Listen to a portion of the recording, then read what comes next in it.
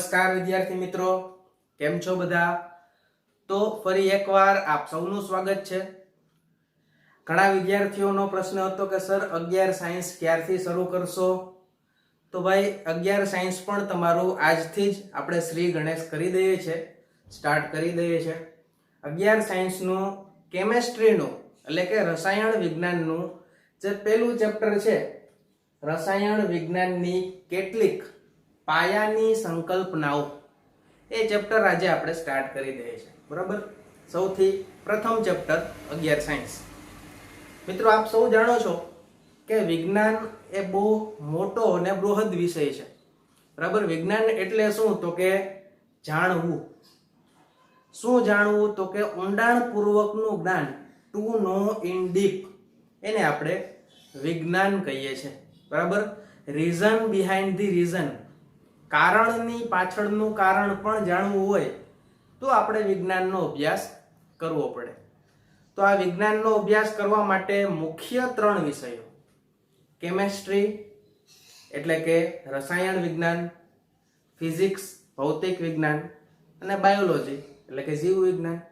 બરાબર, આ 3 મુખ્ય વિષયો આપણે ભણવાના હોય છે. એમાં આપણે કેમિકલ સાયન્સ એટલે કે કેમેસ્ટ્રી એનું એક ચેપ્ટર છે એ શરૂ કરવા જઈ રહ્યા છીએ. મિત્રો, કેમેસ્ટ્રી એક કેવું વિજ્ઞાન છે? તો ભાઈ કેમેસ્ટ્રી છે એ કેમિકલનો અભ્યાસ છે, રસાયણોનો અભ્યાસ છે. તો રસાયણોનો અભ્યાસ એટલે કે તત્વોનો અભ્યાસ, અણુઓનો અભ્યાસ, પરમાણુઓનો અભ્યાસ, એનું વિજ્ઞાન છે. અણુ અને પરમાણુઓ આ તમે ધોરણ 10 માં પણ શીખી આવ્યા હશો. બરાબર, તો પરમાણુઓ, એમાંથી બનતા અણુઓ, એનું વિજ્ઞાન એટલે રસાયણ વિજ્ઞાન. એક વૈજ્ઞાનિક રોઆલ્ડ હોફમેન કરીને, એના મતે રસાયણ વિજ્ઞાન એટલે શું એ પણ આપણે જોઈએ. તમારું ચેપ્ટર ત્યાંથી જ ચાલુ થાય છે. અને મિત્રો, આ ચેપ્ટર બહુ થિયોરિટિકલ છે, બહુ બેઝિક છે. આ ચેપ્ટર છે એ તમને આગળ બીજા ચેપ્ટરો સમજવામાં મદદરૂપ પણ થશે. બરાબર, એટલે બેસ્ટ વે એ છે કે તમે તમારી બુક અને પેન કાઢી અને એક એક વસ્તુઓ નોટ પણ કરતા જાઓ. બરાબર, તમારી હાથે બનાવેલી જે નોટ હશે એ જ તમને વાંચવામાં સરળ લાગશે. બરાબર, તો ચલો સ્ટાર્ટ કરીએ કે ભાઈ રસાયણ વિજ્ઞાનની કેટલીક પાયાની સંકલ્પનાઓમાં પહેલી વાત, રોઆલ્ડ હોફમેન નામના વૈજ્ઞાનિકે પોતાનું એક સ્ટેટમેન્ટ આપ્યું હતું કે ભાઈ એના મતે રસાયણ વિજ્ઞાન એટલે શું? તો ભાઈ રસાયણ વિજ્ઞાન એ અણુઓ અને તેમના રૂપાંતરણનું વિજ્ઞાન છે. અણુઓ અને તેમના રૂપાંતરણનું વિજ્ઞાન છે. બરાબર, અણુઓ હોય, માની લો કે પાણી પણ એક અણુ છે, તો એક અણુનું બીજા અણુમાં કેવી રીતે રૂપાંતર થાય? એક અણુનું બીજા અણુમાં કેવી રીતે રૂપાંતર થાય? એક અણુનું બીજા અણુમાં રૂપાંતર કરવા માટે આપણે રાસાયણિક પ્રક્રિયા કરવી પડતી હોય છે. પ્રક્રિયકમાંથી નિપજ બનાવવા માટે આપણે કેમ રાસાયણિક પ્રક્રિયા કરીએ? તો રાસાયણિક પ્રક્રિયા કરવી પડતી હોય છે. ને એ રાસાયણિક પ્રક્રિયા દરમિયાન શું થાય? તો કે એક અણુ એ બીજા અણુમાં રૂપાંતર થઈ જાય. માની લો કે ભાઈ નાઇટ્રોજન અને હાઇડ્રોજન ગેસ છે એ મિક્સ થઈને એમોનિયા બનાવી લે, તો એ અણુઓનું રૂપાંતર જ થયું. ને એ અણુઓના રૂપાંતરણના વિજ્ઞાનને જ શું કહેવાય? રસાયણ વિજ્ઞાન કહેવાય. માની લો કે ભાઈ મારી પાસે નાઇટ્રોજન અણુ છે N2, હાઇડ્રોજન અણુ છે H2. એ બે અણુઓની મેં રાસાયણિક પ્રક્રિયા કરાવી. શું કરાવી? તો કે ભાઈ રાસાયણિક પ્રક્રિયા કરાવી. રાસાયણિક પ્રક્રિયા કરાવી તો શું બની ગયું? 2 મોલ્સ ઓફ NH3. બરાબર, આ NH3 ને આપણે શું કહેતા હોય? એમોનિયા વાયુ. બરાબર, તો એક અણુનું બીજા અણુમાં રૂપાંતર કરતું જે વિજ્ઞાન છે, હાઇડ્રોજન નાઇટ્રોજન અણુનું એમોનિયામાં રૂપાંતર કરતું જે વિજ્ઞાન છે, એને આપણે કહીએ છીએ રાસાયણિક વિજ્ઞાન. બરાબર, તો રસાયણ વિજ્ઞાન કોનો અભ્યાસ છે? તો કે અણુઓના રૂપાંતરણનો અભ્યાસ છે. આગળ ઉપર આપણે એમાં જોઈએ તો રસાયણ વિજ્ઞાન એ માત્ર 100 જેટલા તત્વોનું વિજ્ઞાન નથી, માત્ર 100 જેટલા તત્વોનું વિજ્ઞાન નથી, પરંતુ તેમાંથી રચાતા અસંખ્ય વૈવિધ્યસભર અણુઓનું વિજ્ઞાન છે. બરાબર, આ જ્યારે સ્ટેટમેન્ટ આપવામાં આવ્યું હતું ત્યારે 100 જેટલા તત્વો અસ્તિત્વમાં હતા, અત્યારે એનીથી વધારે છે, આપ સૌ જાણો છો. તો મિત્રો, રોવાલ્ડ હોફમેનના મતે માત્ર 100 તત્વોમાં આ વિજ્ઞાન છે, રસાયણ વિજ્ઞાન, એ પૂરું નથી થઈ જતું. 100 તત્વોમાંથી બનતા અસંખ્ય અણુઓ, અસંખ્ય દવાઓ, અસંખ્ય ઔષધો, બરાબર, અસંખ્ય રસાયણોનું વિજ્ઞાન છે. બરાબર, એ 100 તત્વોને આપણે જુદી જુદી રાસાયણિક પ્રક્રિયાથી જુદા જુદા અણુઓની અંદર રૂપાંતર કરી શકીએ. તો એ બધી જ રાસાયણિક પ્રક્રિયાઓને સમજવા માટેનો વિજ્ઞાન છે. એ માત્ર 100 તત્વો સુધી એની સીમા નથી આવી જતી, બહુ બૃહદ એટલે કે વિશાળ વિષય છે. બરાબર, તો આ સ્ટેટમેન્ટ હતું રોવાલ્ડ હોફમેનનું. બરાબર, હવે આપણે રસાયણ વિજ્ઞાનની અગત્યતા જોઈએ. તો ભાઈ, રસાયણ વિજ્ઞાન છે એ શું કામ આવે છે, ક્યાં એની જરૂર પડે? તો જોવો જોઈએ, રસાયણ વિજ્ઞાન એ વિજ્ઞાનની એક એવી શાખા છે જેમાં દ્રવ્યનું સંઘટન, ગુણધર્મો અને પારસ્પરિક ક્રિયાઓનો અભ્યાસ થાય છે. દ્રવ્યનું સંઘટન, ગુણધર્મો અને પારસ્પરિક ક્રિયાઓનો અભ્યાસ થાય છે. બરાબર, રસાયણ વિજ્ઞાન એ વિજ્ઞાનની એક એવી શાખા કે જેની અંદર દ્રવ્ય એટલે શું? તો આપ સૌ 9મા 10મા ધોરણમાં આ વસ્તુ શીખી જયા હશો કે ભાઈ, દ્રવ્ય એટલે જે દળ ધરાવે અને જે જગ્યા રોકતું હોય. બરાબર, જે દળ ધરાવે છે અને જગ્યા રોકે છે એને આપણે દ્રવ્ય કહીએ છીએ. માની લો કે ભાઈ, મારી પાસે માર્કર પેન છે, એ પણ એક દ્રવ્ય છે, દળ ધરાવે છે અને જગ્યા પણ રોકે છે. હવા પણ દ્રવ્ય છે, દળ ધરાવે, જગ્યા રોકે. બરાબર, તો દ્રવ્યનું સંગઠન કે ભાઈ કોઈ પણ દ્રવ્ય છે એની અંદર શું શું આવેલું છે. માની લ્યો કે કોઈ રસાયણો લઈ આવું, કોઈ કેમિકલ લઈ આવું, એ પણ દ્રવ્ય જ છે.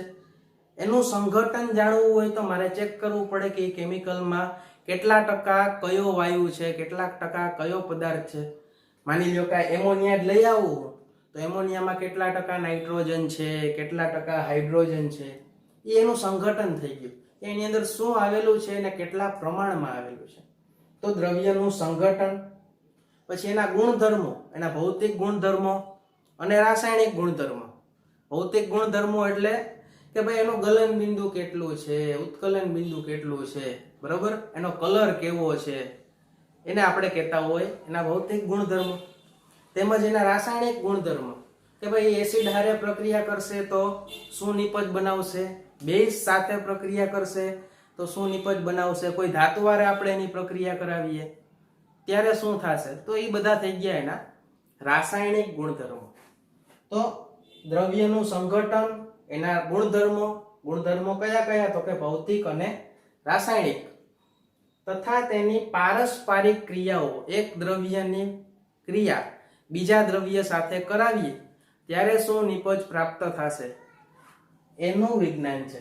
ટૂંકમાં કેવું હોય તો દ્રવ્યનું સંગઠન, ગુણધર્મો અને પારસ્પરિક ક્રિયાઓનો અભ્યાસ એ વિજ્ઞાનમાં, જે વિજ્ઞાનમાં થાય એ વિજ્ઞાનને કહીએ છીએ આપણે રસાયણ વિજ્ઞાન. બીજી વસ્તુ કે ભાઈ, રસાયણ વિજ્ઞાન એક એવો સબ્જેક્ટ છે, એક એવો વિષય છે કે જે વિજ્ઞાનની બીજી શાખાઓ સાથે પણ સંકળાયેલો છે. માની લ્યો તમે ભૂસ્તરીય વિજ્ઞાનનો અભ્યાસ કરો, એટલે કે અર્થ સાયન્સનો અભ્યાસ કરો, તો એની અંદર પણ રસાયણ વિજ્ઞાન સંકળાયેલું હોય. ભૌતિક વિજ્ઞાન, ફિઝિક્સ, એનો અભ્યાસ કરો તો એની અંદર પણ ક્યાંક ને ક્યાંક રસાયણ વિજ્ઞાન છે એ સંકળાયેલું છે, ઇન્ટરકનેક્ટેડ હોય, સંકળાયેલું હોય. જીવ વિજ્ઞાનમાં પણ રસાયણ વિજ્ઞાનનો બહુ મોટો ફાળો છે. તમે જેટલી પણ દવાઓ લ્યો છો એ બધી દવાઓ રસાયણ વિજ્ઞાનને આભારી છે. રસાયણ વિજ્ઞાનને લીધે એ દવાઓની બનાવટ શક્ય છે.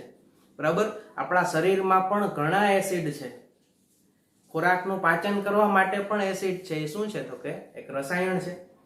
તો રસાયણ વિજ્ઞાન એ વિજ્ઞાનની બીજી બધી શાખાઓ સાથે પણ સંકળાયેલું છે, બીજા વિષયો સાથે પણ સંકળાયેલું છે.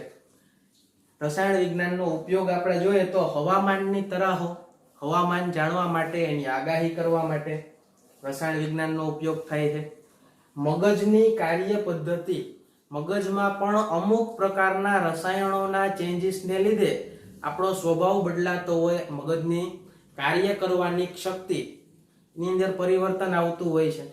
તો ભાઈ મગજની કાર્ય પદ્ધતિ છે, હવામાનની તરાહો, કોમ્પ્યુટરનું પ્રચાલન, પ્રચાલન એટલે ઓપરેશન, બરાબર, કોમ્પ્યુટરનું ઓપરેશન, પ્રચાલન એ પણ શું છે, એક રસાયણ વિજ્ઞાન થી ચાલતા સબ્જેક્ટો છે. એટલે કે હવામાનની તરાહો હોય, મગજની કાર્ય પદ્ધતિ હોય, કમ્પ્યુટરનું પ્રચાલન હોય, એમાં પણ ક્યાંક ને ક્યાંક રસાયણ વિજ્ઞાનના જે સિદ્ધાંતો છે એ આપણે કામ આવતા હોય છે, બરાબર, ને એ બહુ અગત્યના સાબિત થતા હોય છે. પછી તમને બધાને ખબર છે ખાતરની બનાવટ. તો જેટલા પણ આપણે ખાતરો લઈએ છીએ, ખાતરોમાં મુખ્યત્વે નાઇટ્રોજન, ફોસ્ફરસ, પોટેશિયમ હાજર હોવું જોઈએ.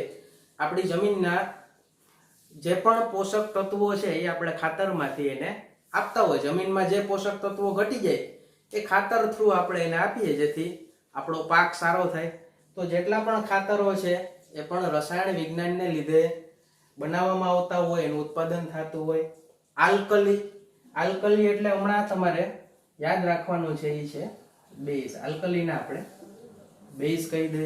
તો ભાઈ બેઝ છે એની બનાવટ પણ રસાયણ વિજ્ઞાનને લીધે થાય છે. ત્યારબાદ એસિડની બનાવટ, ક્ષારની બનાવટ.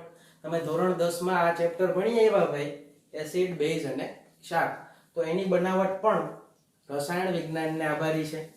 રંગકોની બનાવટ, કલરની બનાવટ, એ પછી વોલ કલર હોય, ઓટોમોબાઈલના કલર હોય, એટલે કે વાહનોમાં કરવામાં આવતા કલર હોય, હેર ડાયના કલર હોય, બરાબર, એ બધા જ કલરો રસાયણોથી બને છે. એટલે કે રસાયણ વિજ્ઞાન એમાં પણ ઉપયોગી છે. ત્યારબાદ પોલિમર એટલે કે પ્લાસ્ટિક પદાર્થો, ફાઈબર છે, પોલિમર છે, બરાબર, એની અંદર પણ રસાયણ વિજ્ઞાન વપરાય છે. ત્યારબાદ ઔષધો, ઔષધો એટલે કે દવાઓ, બરાબર, ઔષધો એટલે તમારે યાદ રાખવાનું છે દવાઓ, મેડિસિન્સ, એની અંદર પણ રસાયણ વિજ્ઞાન છે એ અગત્યનો ભાગ ભજવે છે. મોટા ભાગની, બરાબર, મોટા ભાગની ઔષધો જે છે, દવાઓ છે, મેડિસિન્સ છે, એ રસાયણ વિજ્ઞાનની એક શાખા છે, બરાબર. ને એ કયું રસાયણ વિજ્ઞાન, એ કયું કેમેસ્ટ્રી, તો કે એને આપણે મેડિસિનલ કેમેસ્ટ્રી કહેતા હોય છે, બરાબર. ઔષધીય રસાયણ વિજ્ઞાન, જેની અંદર દવા શરીરમાં જઈને કયું કાર્ય કરે છે, દવાઓનું બનાવટ કઈ રીતે, દવાઓની ફોર્મ્યુલેશન, એની બનાવટ, એની કાર્ય પદ્ધતિ, એનો અભ્યાસ કરવામાં આવે છે. ને એ પણ રસાયણ વિજ્ઞાનની જ એક શાખા છે, ઔષધો. પછી સાબુ બનાવવા હોય, તમે ધોરણ 10 માં શીખી આવ્યા ભાઈ, સાબુનીકરણ પ્રક્રિયા, સેપોનિફિકેશન, એ સાબુ બનાવવાની પ્રક્રિયા છે જે રસાયણ વિજ્ઞાનને આભારી છે. પ્રક્ષાલકો, પ્રક્ષાલકો એટલે કે સફાઈ કરતા પદાર્થો, ડિટર્જન્ટ્સ, બરાબર, એ પણ રસાયણ વિજ્ઞાનથી બની શકે. મિશ્ર ધાતુઓ, ધાતુઓ વગેરે, આ બધાની બનાવટની અંદર રસાયણ વિજ્ઞાનના જે સિદ્ધાંતો છે એ અગત્યનો ભાગ ભજવે છે, બરાબર. એના સિદ્ધાંતોથી જ આ બધી વસ્તુઓ આપણે ઉત્પાદન કરી શકીએ, એનો અભ્યાસ કરી શકીએ, અને સારામાં સારી પ્રોડક્ટ્સ આપણે આપણી સોસાયટીને, સમાજને આપી શકીએ. માણસોના જીવન જીવવાની જે લાઈફસ્ટાઈલ છે એની અંદર સારો સુધારો કરવા માટે પણ રસાયણ વિજ્ઞાન છે એ અગત્યનું છે. ત્યારબાદ આપણે તમને કીધું કે ભાઈ મેડિસિનલ કેમેસ્ટ્રી એટલે કે ઔષધીય રસાયણ વિજ્ઞાન. તો ભાઈ ઔષધીય રસાયણ વિજ્ઞાનને લીધે શું થાય, તો જોવું જોઈએ, જીવન રક્ષક ઔષધો બનાવવા માટે આ રસાયણ વિજ્ઞાન છે ઉપયોગી હોય. માની લ્યો કે ભાઈ કેન્સરનો જે જીવલેણ રોગ છે, તમને બધાને ખબર છે કે ભાઈ કેન્સર છે એ જીવલેણ રોગ છે, પણ એની પણ સારવારમાં અમુક દવાઓ રસાયણ વિજ્ઞાનને લીધે આપણે ઉપયોગમાં લઈ શકીએ છીએ. માની લો કે ભાઈ ટેક્સોલ અને સિસ્પ્લેટિન, આ બે જે દવાઓ છે એ કેન્સરના રોગની સારવાર માટે ખૂબ જ અસરકારક દવાઓ છે, બરાબર. આ સિવાય પણ ઘણી દવાઓ હોય છે કેન્સરના રોગની સારવાર માટે, ઘણી દવાઓ જે અવેલેબલ છે, હાજર છે, પણ ટેક્સોલ સિસ્પ્લેટિન છે એ અસરકારક દવાઓ છે જે રસાયણ વિજ્ઞાનની દેન છે. એવી જ રીતે એક બીજી દવા ભાઈ જેને આપણે ટૂંકમાં AZT કહીએ છીએ. આ AZT નું ફૂલ ફોર્મ પણ યાદ રાખજો, ઘણી વખત પૂછાય છે. AZT એઝિડોથાઇમિડિન. એઝિડોનો A બરાબર, એઝિડોનો AZ અને થાઇમિડિનનો T, એઝિડોથાઇમિડિન. આ જે દવા છે એ એઇડ્સ ના રોગની સારવાર માટે છે. બરાબર, કોઈને એઇડ્સ નો રોગ હોય તો એની સારવાર માટે AZT એઝિડોથાઇમિડિન એ દવાનો ઉપયોગ થાય છે. એ પણ રસાયણ વિજ્ઞાનને આભારી છે. તો આપ સૌ જોઈ શકો છો મિત્રો કે રસાયણ વિજ્ઞાન છે એ કેટલો બૃહદ વિષય છે. કેટલી બધી વસ્તુઓ, કેટલી બધી દવાઓ આપણે રસાયણ વિજ્ઞાનના ઉપયોગથી બનાવી શકીએ છીએ. એના સિદ્ધાંતો સમજવા ખૂબ જ જરૂરી છે. અને એમ પણ જો તો આ બધી એસિડ છે, બેઝ છે, ક્ષાર છે, રંગકો છે, આ બધું જ બનાવવા માટે જુદા જુદા ઉદ્યોગો, ઇન્ડસ્ટ્રીઝ ચાલતી હોય ને જુદા જુદા ઉદ્યોગોથી જે ઇન્કમ થાય છે એને લીધે આપણી અર્થવ્યવસ્થા, આપણા દેશની રાષ્ટ્રીય અર્થવ્યવસ્થા પણ જળવાય છે. એટલે આપણે કહી શકીએ કે રસાયણ વિજ્ઞાન એક એવો સબ્જેક્ટ છે જે આપણા દેશની અર્થવ્યવસ્થા જાળવવા માટે પણ ખૂબ જ અગત્યની ભૂમિકા ભજવે છે. બરોબર ને અત્યારે તો રસાયણ વિજ્ઞાનનો ઉપયોગ એટલો એડવાન્સ થઈ ગયો છે કે આપણે પ્રકાશીય ગુણધર્મોનો અભ્યાસ કરી શકીએ છીએ. કોઈ પણ રસાયણમાં આપણે પ્રકાશ પાસ કરીને પણ જોઈ શકીએ કે ભાઈ એનું કોણાવર્તન કેવી રીતે થાય. ચુંબકીય ગુણધર્મોનો અભ્યાસ કરી શકીએ છીએ. તો ઓપ્ટિકલ ફાઇબરની બનાવટ કરી શકીએ છીએ. અતિવાહક સિરેમિક્સ એની બનાવટ કરી શકીએ. તો આવા ઘણા બધા વિષયોની અંદર આપણે રસાયણ વિજ્ઞાનનો ઉપયોગ છે એ કરી શકીએ છીએ. અત્યારે એનું એડવાન્સ સ્ટડી આપણે જેટલું પણ જોઈએ તો એની અંદર આ બધી વસ્તુઓ અવેલેબલ છે, હાજર છે. આપણે પર્યાવરણનું પ્રદૂષણ છે એ પણ ઘટાડી શકીએ. તમને બધાને ખબર છે કે રેફ્રિજરેટરમાં જે ક્લોરોફ્લોરોકાર્બન વપરાતો એની જગ્યાએ હવે હાઇડ્રોફ્લોરોકાર્બન વાપરીએ જેથી પર્યાવરણને પ્રદૂષણ છે એ પણ ઓછું થાય. તો આવી તો ઘણી બધી વસ્તુઓ જે રસાયણ વિજ્ઞાન છે એ આવરી લે છે. બરોબર, તો રસાયણ વિજ્ઞાન હજી પણ આપણા જેવા જે ભારત જેવા દેશ છે એના માટે હજી વિકાસશીલ જે દેશ હોય એના માટે રસાયણ વિજ્ઞાનનો ઉપયોગ છે હજી વધારવો પડશે. અને નવા નવા વૈજ્ઞાનિક પદ્ધતિથી આપણે નવા ઉત્પાદન કરી અને દેશને પણ મદદ કરી શકીએ છીએ. બરાબર, આ શોર્ટમાં આપણે તમને રસાયણ વિજ્ઞાનનું અગત્ય છે એ અને રસાયણ વિજ્ઞાન એટલે શું એ સમજાવવાનો પ્રયત્ન કર્યો છે. હવે નેક્સ્ટ લેક્ચરમાં આપણે આ જ ચેપ્ટરનો નેક્સ્ટ ટોપિક દ્રવ્ય, એની પ્રકૃતિ, એના ઉપરનો અભ્યાસ કરશો. ત્યાં સુધી ખૂબ જ મહેનત કરતા રહો, હસતા રહો. કોઈ પણ ડાઉટ હોય તો કોમેન્ટ સેક્શનમાં મને પૂછતા રહો.